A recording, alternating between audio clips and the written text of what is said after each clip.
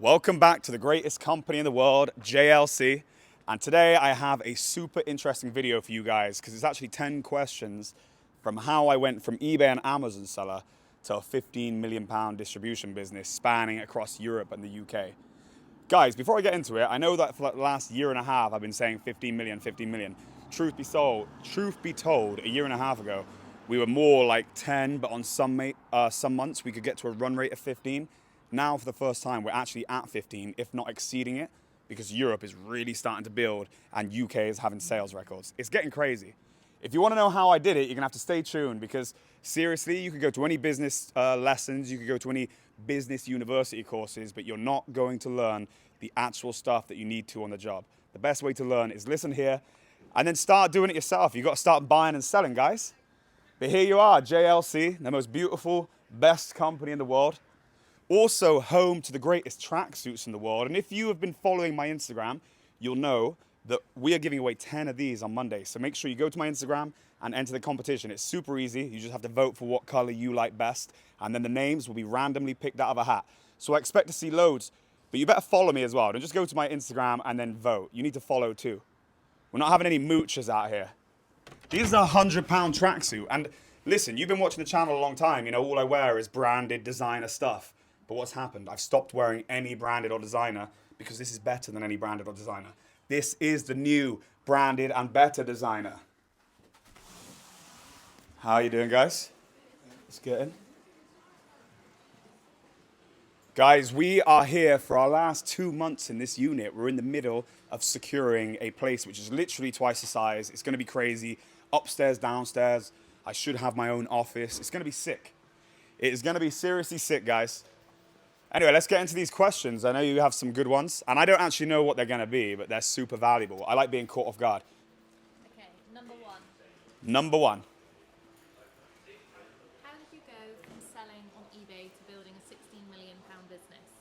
Okay, well, that question makes it look like we didn't get big on eBay. We actually got to like £5 million a year on eBay and Amazon, and what happened is when we got to that size, we had a few companies who were buying bulk off of us here and there each month, and then we were like, okay, we're just going to go all in on this. So we went all in on dealing with people direct. And in the end, it became the bigger part of the business than retail. And we cut all retail. The reason we cut retail is it would have conflicted with our customers. We don't want to be selling anything that our customers are selling. We don't want to compete against our customers. So we sell to our customers resell our product. So that's how that happened. But that doesn't change the fact that if you want to start out now and you don't have money, there should be no other avenue than eBay, Etsy, Amazon. Because these are places where the barrier to entry is low and you can start right now. No excuses. Okay, number two. Number two. What was the turning point that made you switch to distribution and bulk sales? When Amazon opened up FBA for everyone, including people from China, because our USP was the fact that we were super, super slick on postage and sending. And then suddenly, when everything was in FBA, it didn't give you an opportunity to show how good your service was because everyone was dependent on Amazon's service. It took away the USP. So when that happened, we were like, okay, we're going to get into something where we own the distribution more. We push in that. 2016, 2017, we went all in on that and cut the retail. And here we are, 2025, and we do £15 million. Probably 11, 12 in the UK, 3 or 4 over in Europe. And Europe started 3 years ago. Crazy. Isn't that crazy? I say that stuff out loud and it's like, we have 50 staff, we turn over £15 million. It's like, I don't know, if I spoke to the young version of me, he'd be shocked at what happened. That's what I love. I actually exceeded anything that I thought that would happen, so thank you, God. Okay, number three. Number three. You're going to ask me number three, but we're going to go into the boardroom now, and I'm going to show you because the boardroom is where we have all of our end of day supplies. Water, cans of bolognese. Obviously, I'm not drinking water right now, I'm fasting, but I just think it's a funny set to be in. You see all these boxes. And this is another reason why we need a new warehouse. Luke says, we have no space for your end of day stuff. I said, bro, there must be somewhere. He says, yeah, in your pride and joy meeting room. So I said, all right, fair enough. If that's what it has to be, it has to be. So here we are. The place that was once really nice is now like a bomb's hit it. However, if a bomb ever did hit, we're safe. So kind of like an oxymoron. Carry on. Number three. What were the biggest mistakes you made in the early years and what did you learn from them? I'm a way better communicator than I've ever been. I wasn't amazing at communicating. So like, if people were doing bad things, instead of trying to shape them to be better so they could stay in the company, like if they were constantly doing something wrong, we would end up just like giving warning and then this. But that's not what we do now. Because let's say someone was always late. I wouldn't want to get rid of someone just because they're always late, because they can be better. Or if someone makes a mistake. But before, it used to be like, I wasn't the best at developing people. I was like a young guy. I'm 21, 22, 23, and I'm trying to manage these people who are older than me. And I think that I could have done a better job. I think that when I go back where we've lost people, certain people, I think that I could have made them work and brought the best out of them, and they could have brought the best out of me. So people, that's what I've learned. Number 4, how did you land your first big wholesale deal, and how can others do the same? Well, our first big wholesale deal was in 2012. We were sending it to a big top 3 accountant for a conference they had in Monaco. And that wasn't us doing anything, that just came through the shop. But then the actual first big order that was from a proactive, that wasn't even me, that was Jack. Jack started in this business as a packer, as packing phone cases in the warehouse.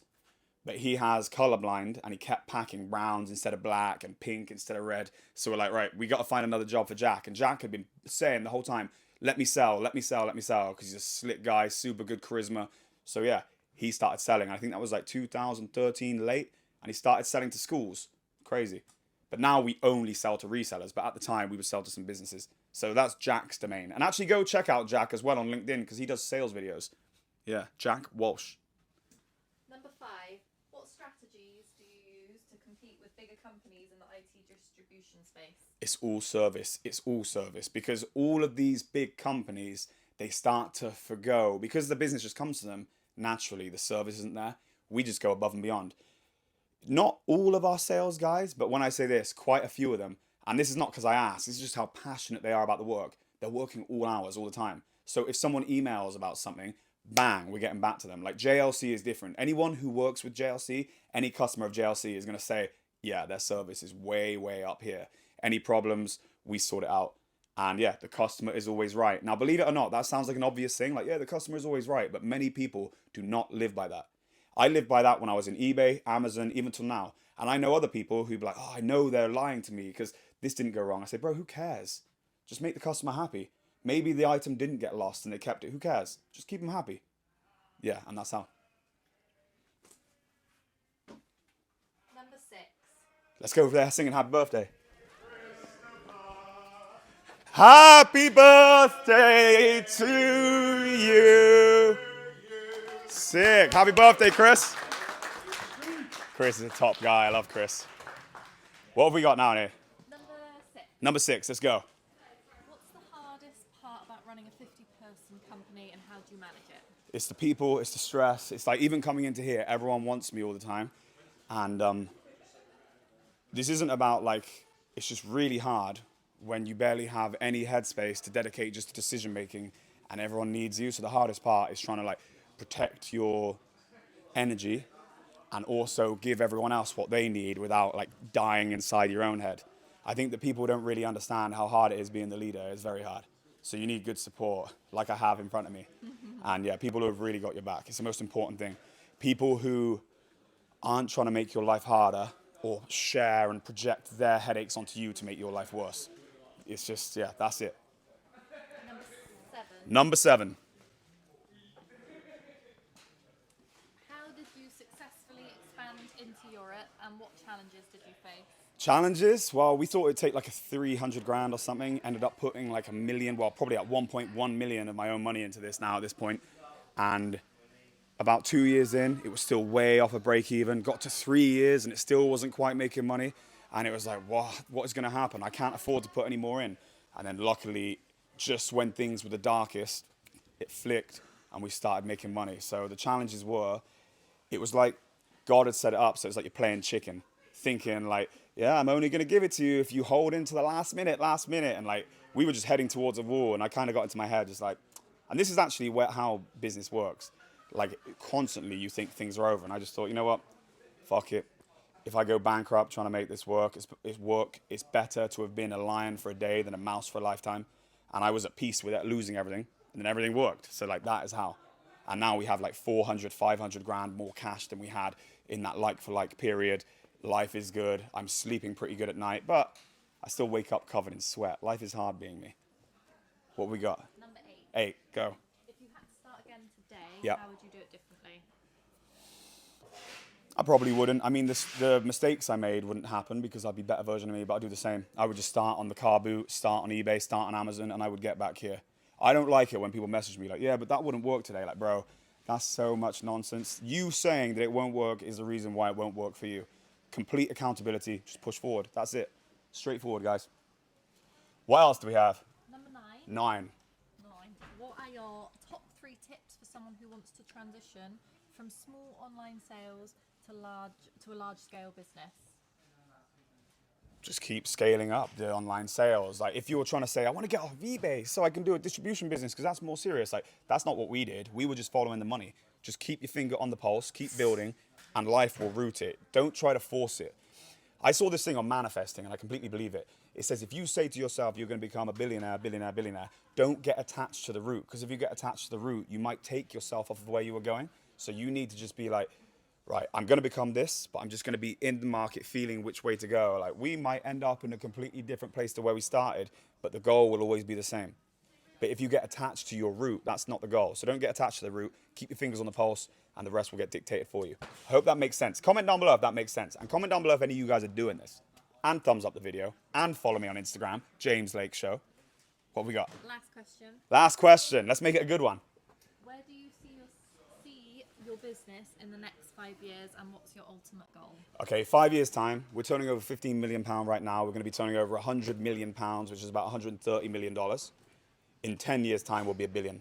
I am not stopping until we get to $1 billion. And the reason is, it's just 100 million seems like we're going to make it.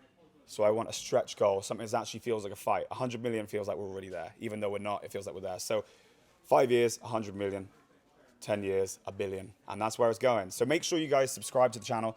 Follow my journey because you'll see exactly what it takes. And hopefully I can save you guys a few valuable lessons that I had to learn myself. But hey, there is no shortcut. And the only way to do it is you got to be in it to win it. You just got to keep pushing forward. And that's what most people don't do. You sit on the sidelines, and no offense to people who do this, but you just watch videos on how to without doing something. And I shouldn't say this because I want you to watch my channel, but you'd be better off not even watching videos and just going out and starting and learning. And in the end, that will work. That's my best advice for you guys. And yeah, I'm going to $1 billion. That's where we're going.